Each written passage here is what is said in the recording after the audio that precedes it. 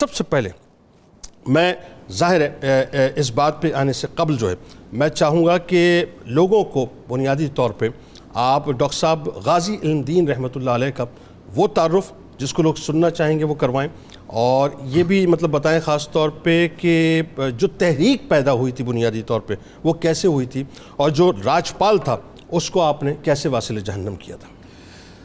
بسم اللہ الرحمن الرحیم۔ جنید صاحب بہت شکریہ، ایک بہت ہی بڑی تاریخی شخصیت ہماری ہسٹری کی جن کے بارے میں آج ہم ذکر کر رہے ہیں، غازی علم دین شہید۔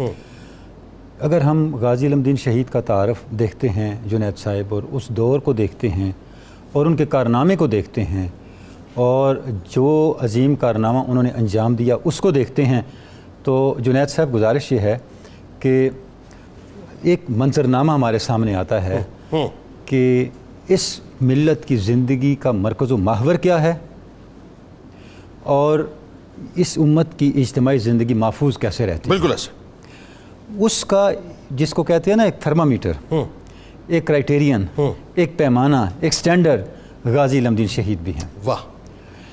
یہ وہ زمانہ تھا جب یہاں پہ انگریز کی حکمرانی تھی، مسلمان غلامی کے اندر اور سامراج کے تسلط میں زندگی گزار رہے تھے، اور ان کی ویلیوز پر، ان کی اقدار پر، ان کے شاعر دینی پر طرح طرح کے حملے کیے جا رہے تھے۔ ایسا ہی شدی اور سنگٹھن کی تحریکیں چل رہی تھیں جن کا مقصد یہ تھا کہ ہندو جو ہیں وہ مسلمانوں کو پھر سے اپنے مذہب سے برگشتہ کریں اور ان کو کمزور کریں، اور مسلمانوں کا نام و نشان جو ہے ہندوستان سے مٹا دیا جائے۔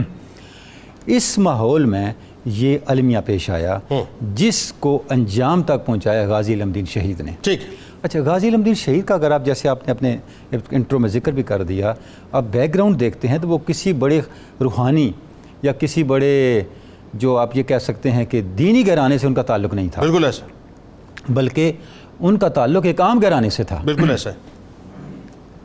اچھا، ان کا تعلق ایک عام گھرانے سے تھا، ان کے والد جو تھے بڑھئی کا کام کرتے تھے، اور غازی علم دین شہید نے بھی ابتدائی تعلیم جو ہے وہ بہت مختصر مسجد محلے کی مسجد کے اندر حاصل کی۔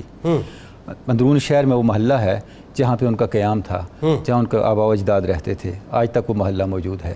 اچھا، اس کے بعد ابھی جب تعلیم سے نکلے تو انہوں نے اپنے والدی کا پیشہ سیکھا، وہی کام سیکھا، بڑھئی کا کام سیکھا، یعنی کوئی واضح معنوں میں، نمایاں معروف معنوں میں وہ کوئی دینی یا اس طرح کی شخصیت یا اس طرح کی تربیت کرنے والی شخصیت نہیں تھی۔ اس ماحول کے اندر جہاں دوسرے مسائل پیدا ہو رہے تھے، ایک بڑا مسئلہ یہ پیدا ہوا کہ راجپال جو پبلشر تھا، ایک ہندو پبلشر تھا، اس نے آپ صلی اللہ علیہ وسلم کے والد سے ایک ہندو مصنف کی کتاب شائع کر دی، ٹھیک ہے، جس میں آپ صلی اللہ علیہ وسلم کی شان میں گستاخی کی گئی۔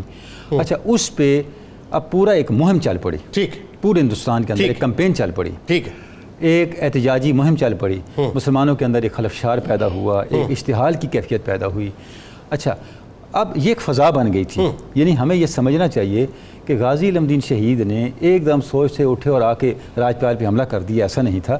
پورے ہندوستان کے اندر ایک افراتفری کی فضا تھی، ملت اسلامیہ ایک درد، غم اور کرب کی کیفیت سے گزر رہی تھی۔ میرا خیال ہے 1924 میں یہ ابتدا ہوئی تھی تقریباً۔ اچھا، بالکل۔ اچھا، اب یہ جو معاملہ ہوا اس کے اندر اب آپ دیکھیں کہ ہر گھر کی یہ ڈسکشن تھی، ایسا ہی، ہر خانقاہ اور ہر مسجد کی یہ ڈسکشن تھی، جی ایسا ہی، مسلمانوں کے ہر جلسہ گاہ کی ڈسکشن تھی۔ یعنی جس وقت راجپال نے یہ کتاب شائع کی تو جو خلافت کمیٹی تھی اس کا اجلاس ہوا، اور انہوں نے کہا کہ اچھا، اس پہ انگریز نے دفعہ 144 لگا دی، تو اس پر خلافت کمیٹی نے احتجاج کا جب فیصلہ کیا تو ابھی آپ نے ایک جملہ کہا نا علامہ اقبال کا کہ اسی تو گلیں ہی کرتے رہ گئے تھے، ترخانہ دا منڈا بازی لے گیا۔ یہ جملہ کیوں کہا؟ اس کا پس منظر یہ تھا کہ پورے ہندوستان میں مسلمان سراپا احتجاج ہو رہے تھے، اور خلافت کمیٹی نے کہا کہ اب ہم ایک دفعہ 144 کو توڑیں گے۔ ٹھیک، تو علامہ اقبال نے فرمایا کہ یہ ایسے حالات ہیں، ابھی آپ ایسا فیصلہ نہ کریں۔ ٹھیک، ابھی یہ ڈسکشنز ہی ہو رہی تھی کہ غازی علم دین شہید نے فیصلہ کر دیا۔ واہ! اور وہ جو عطا اللہ شاہ بخاری رحمۃ اللہ علیہ کا اور فیصلہ کیسے کر دیا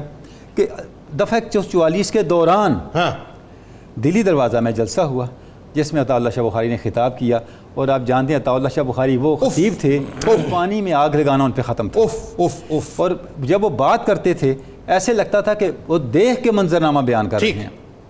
جب انہوں نے یہ کہا کہ اے مسلمانوں، تمہیں پتہ ہے راجپال نے کیا لکھا ہے؟ ٹھیک، تمہارے رسول کی حرمت پہ، امہات المومنین کی حرمت پہ حملہ کیا. اور مجھے تو ایسے لگتا ہے سیدہ عائشہ صدیقہ کھڑی آپ کی طرف دیکھ رہی لوگوں تھی، کا پورا کلیجہ پھٹ مجمع گیا تھا اس واپس کے مڑ ساتھ. گیا، ہاں وہ جو جملے پورا مجمع واپس مڑ گیا. اللہ. اور ایسے لگا واقعی سیدہ عائشہ صدیقہ جو ہے وہ دلی دروازے کے گیٹ پہ کھڑی جی، جی، امت جی، مسلمہ کے اقدام کا انتظار کر رہی ہاں ہے. ہاں ہاں